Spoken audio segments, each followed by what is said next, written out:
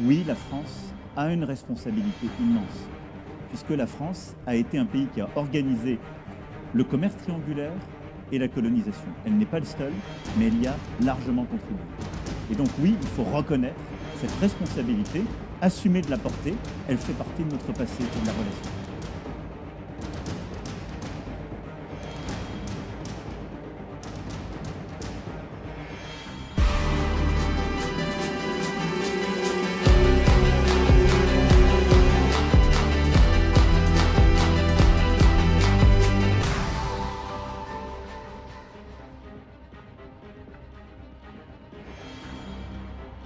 Dans notre première vidéo, nous parlions des soubassements de la France-Afrique et essentiellement de comment l'on est arrivé à la Grande Guerre. L'Allemagne qui envahissa le Luxembourg et la Belgique, la France qui essaya de reconquérir l'Alsace-Lorraine. On s'attend naturellement à un conflit court, mais partout dans le monde et dans les colonies, la guerre s'éclata. C'est ce que nous allons appeler la Première Guerre mondiale.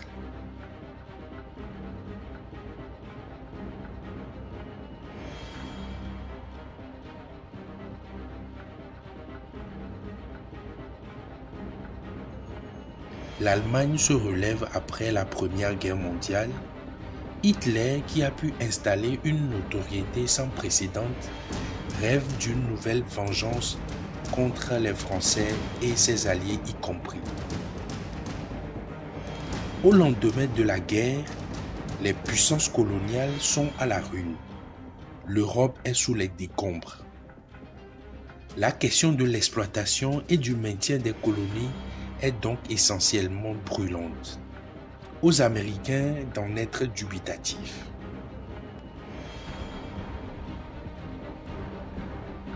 Or, avec la clairvoyance et l'ouverture des esprits, dans les colonies, on voit l'émergence et l'audace de nouveaux leaders qui aspirent vraiment au terme indépendance et liberté. Mais bien sûr, à eux de rencontrer l'opposition de la France où le général de Gaulle estime que la métropole a besoin plus que jamais de son empire colonial afin de retrouver sa carrure de grande puissance économique et géopolitique. Il faut noter que le monde entra dans la guerre froide. L'influence russe s'étend rapidement à travers le globe à une telle vitesse. Cependant, pour la France, hors de question d'abandonner son empire colonial à une telle période charnière de l'histoire où dans les colonies, entre la liberté qui se revendique et les positions américaines, l'on perçoit une ébullition sur les Anglais et les Français. Ces derniers, visiblement, devraient s'établir comme désormais les premières puissances les années à suivre du monde s'ils sauvegardent leurs acquis aux grandes dames des États-Unis. Ainsi, les Américains sont naturellement au taquet afin que les puissances européennes, notamment la Grande-Bretagne et la France, renoncent à leurs colonies que ces premiers veulent à tout prix démembrer.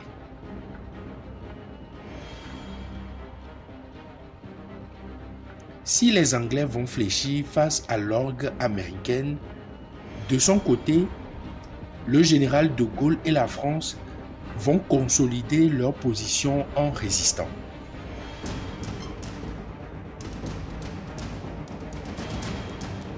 Plutôt que de mettre fin au colonialisme, la France va le perpétuer, mais cette fois-ci à travers une formule plus moderne et plus arrondie pour dissuader les Américains afin que ceux-ci ne posent une convention internationale en détermination de l'avenir de l'ensemble des colonies en jeu. Le général de Gaulle va décider donc de jouer la carte du souverain pontife en convoquant lui-même en 1944 une conférence avec les représentants des colonies.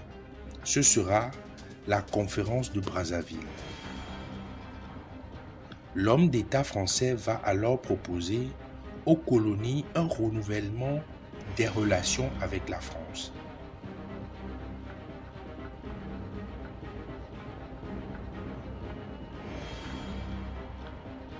Devant les représentants téméraires qui réclament l'indépendance, le général de Gaulle va fermer la porte et jeter la clé vers qui peut oser s'y aventurer ouvrir. Il va déclarer par la suite toute idée d'autonomie, toute possibilité d'évolution hors du bloc français de l'Empire, la constitution éventuelle, même lointaine, du self-government dans les colonies est à écarter. Sous une assistance médusée et refroidie par ses propos, le message est purement clair. Ceux qui aspirent à l'indépendance devront se battre corps et âme, car la France ne ménagera aucun effort pour conserver ses acquis.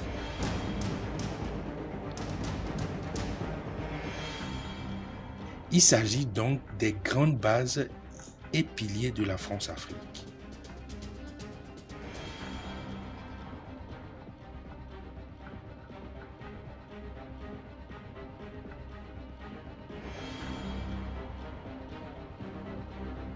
Après la conférence de Brazzaville, où l'on assista à la fermeté du général de Gaulle, immédiatement la France va joindre les actes à sa parole.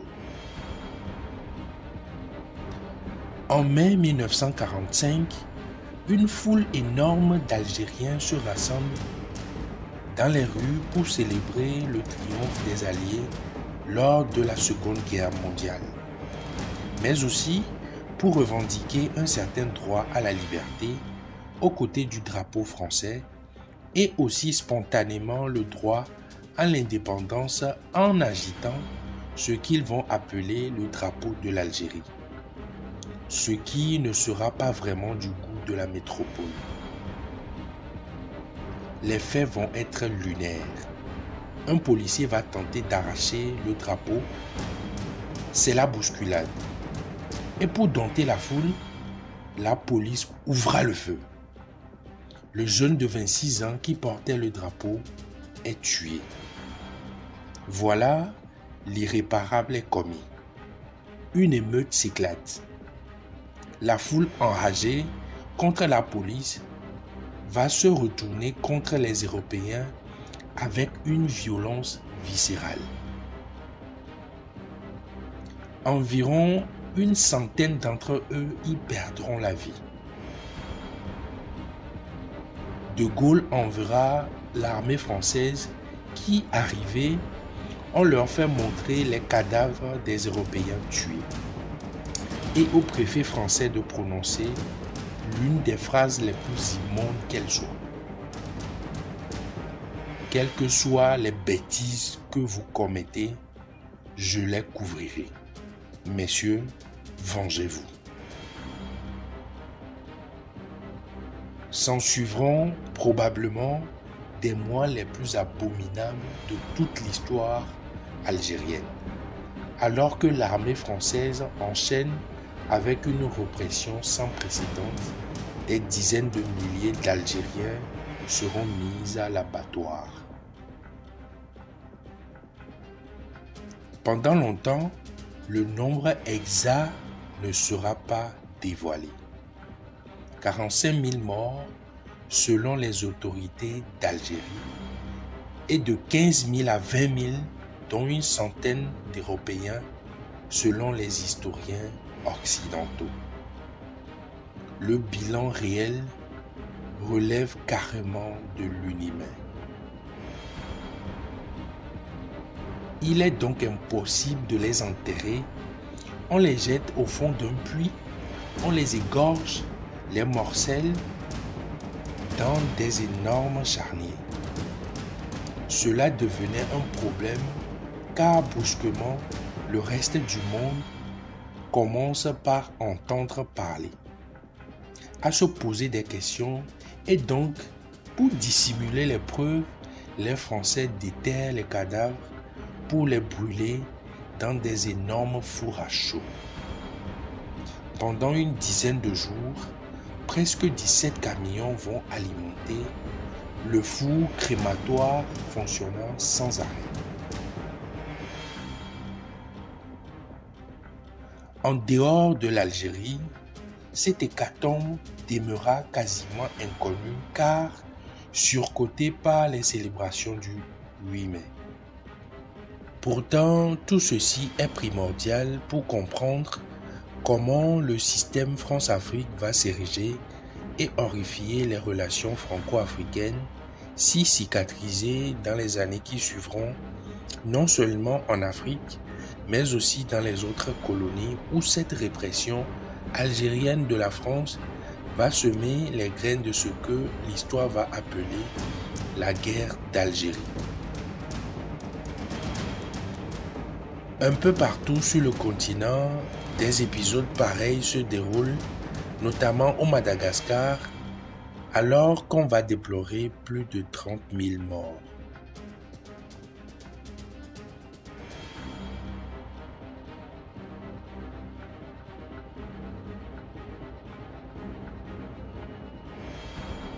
Eu égard de tout ce qui précède, la France, déterminée à monter une résolution durable aux crises et à continuer d'orchestrer la chorale coloniale, elle, parlant de la France, va créer l'Union française. Une sorte de volte-face et de métamorphose générale de la perception française des colonies. Disons, un changement de maillot pour l'empire colonial. En théorie, tous deviennent égaux devant la loi, mais en réalité, les colonies doivent toujours s'accoutumer de leur subordination vis-à-vis de la France. En réaction, en Afrique, les leaders nationalistes, à ne pas confondre avec les dirigeants coloniaux qui, frustrés par cette nouvelle subterfuge politique, vont l'interpréter comme une vraie masturbation intellectuelle. Ainsi, ces voix des peuples africains vont retorquer en convoquant leur propre congrès pour discuter de leur avenir national et de l'avenir politique de l'Afrique. La France tenta par tous les moyens de boycotter ce congrès, mais hélas, près de 800 délégués représentants des colonies vont se frotter les méninges à Bamako. Ce congrès sera le premier frein politique et historique à la France et presque une fausse couche à la France-Afrique naissante. Le mot d'ordre est clair: être libre de toute forme de colonialisme couplé avec la création du Rassemblement démocratique africain, le RDA, un ensemble de partis politiques de différents territoires aspirant aux mêmes idéaux.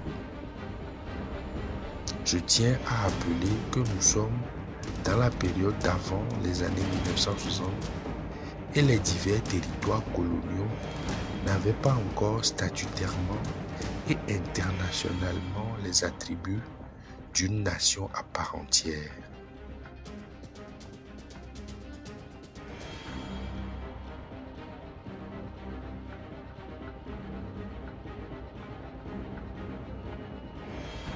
Avec la coalition des cellules liées au RDA, un peu partout en Afrique, les dirigeants français commencent par s'inquiéter.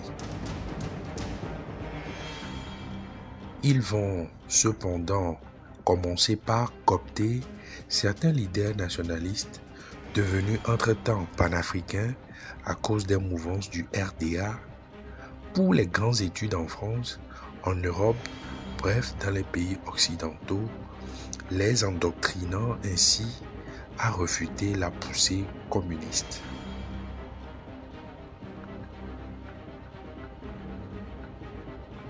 Ces jeunes leaders africains d'alors, arrivés dans les universités françaises, lisant les histoires françaises, adulant le règne métropolitain, vont devenir des passionnés de la Gaule, des mordus de la France, voyant cette dernière comme la référence.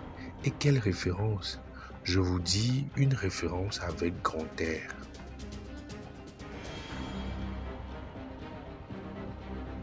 Il ne faut pas tout de suite les affubler.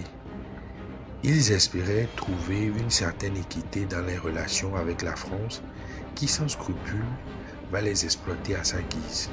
Eux, leur peuple et leur territoire sous l'un des plus grands maléfices de notre ère, la France-Afrique.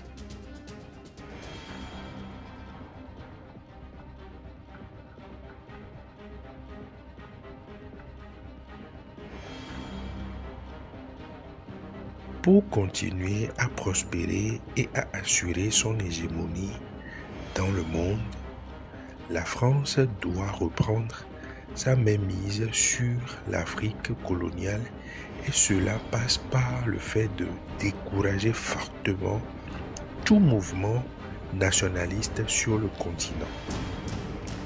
Ainsi, pour ce faire, les services secrets français intensifient leur présence et leur coupe catholique en Afrique au travers des assassinats, une multitude d'opérations clandestines relevant du service action du STECE. Les leaders nationalistes et panafricains indépendantistes qui n'ont pas rallié la cause et la formation française vont être emprisonnés et martyrisés.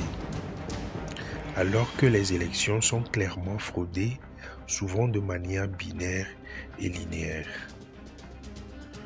Du vandalisme courant les rues, les images sont choquantes. Au Maghreb, Algérie, Tunisie, Maroc, les morts innocentes se décomptent par milliers. C'est ignoble. Des centaines de personnes sont assassinées froidement par une organisation terroriste incroyablement formée par les Européens opposés aux indépendances africaines. Cette organisation s'appellera la Mer Rouge. Attentat à la bombe, agression à main armée, assassinat, enlèvement, meurtre, maltraitance et torture, telle une horde dans le collimateur de tous les indépendantistes et tous ceux qui menacent les intérêts français, peu importe leur classe sociale, militants, avocats, fonctionnaires et plus tard de simples civils.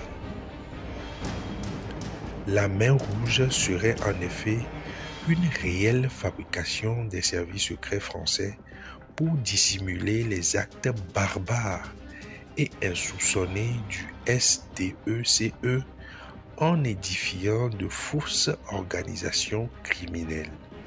Disons, brusquement, tout est devenu permissif.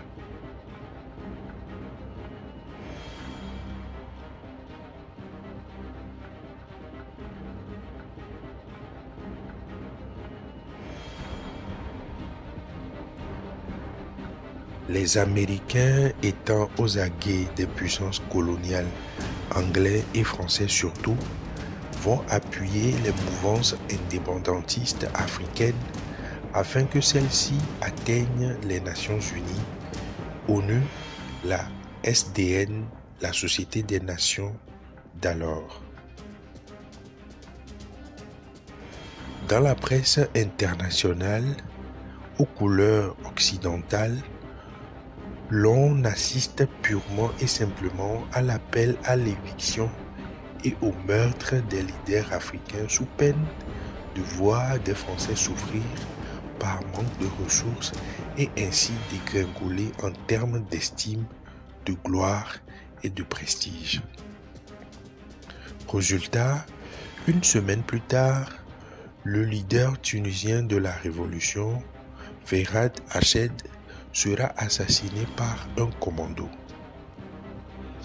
Lorsque la mort de ce dernier est annoncée dans les médias, un vibrant mouvement de colère s'empare de la région. Des manifestations grandioses, des émeutes, des grévistes partout dans les grands contrées.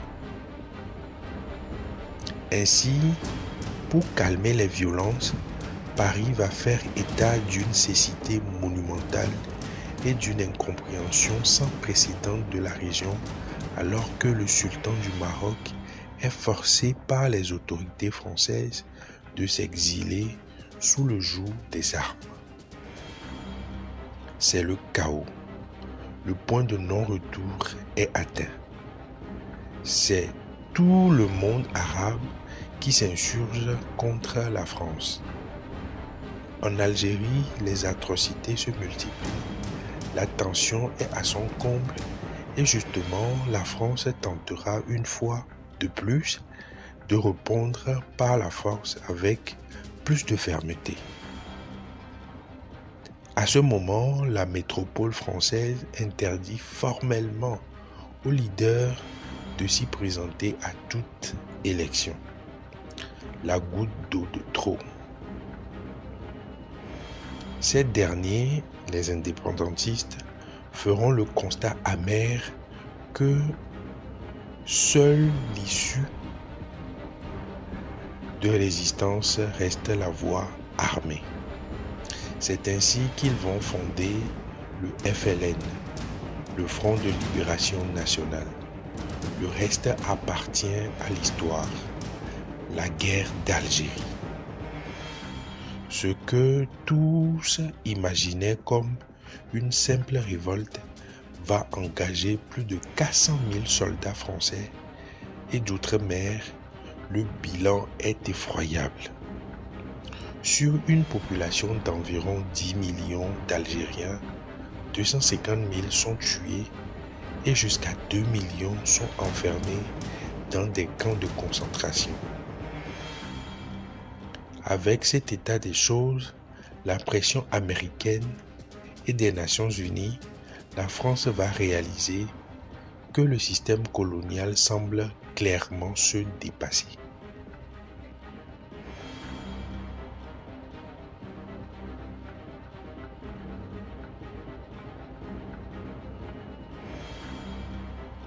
En France, le climat politique général est totalement enrhumé et clairement le point de rupture avec les territoires coloniaux semble imminent. Pour plusieurs, l'avenir de la France se trouverait donc en Europe et non en Afrique. D'un côté, sous l'impulsion de l'Union européenne, on assiste de plus en plus à l'intention de laisser le colonialisme et une certaine volonté française de lâcher prise. De l'autre côté, au vu du prestige, le rayonnement international, l'importance stratégique des colonies est beaucoup trop grand pour y renoncer. La France est donc dans le dilemme. En ce moment, il va exister un lobby médiatique énorme exercé par la droite française pour continuer à exploiter l'Afrique, notamment dans le Sahara, un grand gisement de pétrole qui constituerait une belle chance pour la France de retrouver ses aires de grande puissance. Et si la France perdait l'Afrique? Déjà pris en sandwich entre deux pays indépendants, le Maroc et la Tunisie, le pétrole saharien perdrait le débouché resté sous le contrôle de la France. Encore pire, la disparition de l'Algérie, si cette dernière venait à prendre son indépendance, l'Algérie bien sûr, pierre angulaire de l'édifice africain de la France, entraînerait purement et simplement l'éclatement de l'Union française et ainsi le niveau de vie des Français en prendrait un sérieux coup. Va surgir une division dans l'opinion politique nationale. L'armée reproche à la classe politique dirigeante une fébrilité. dans le traitement de l'ensemble des colonies et tout particulièrement lors de la guerre d'Algérie. Les officiers sont dépassés pendant que le gouvernement français semble s'immoler. L'armée française va organiser en secret ce qu'on va appeler l'opération Résurrection. Menée par un certain Jacques Foccart, un proche de Charles de Gaulle, les officiers français vont planifier un coup d'État afin de ramener le général de Gaulle au pouvoir, afin également de rentrer dans une nouvelle ère où la France-Afrique sera reine.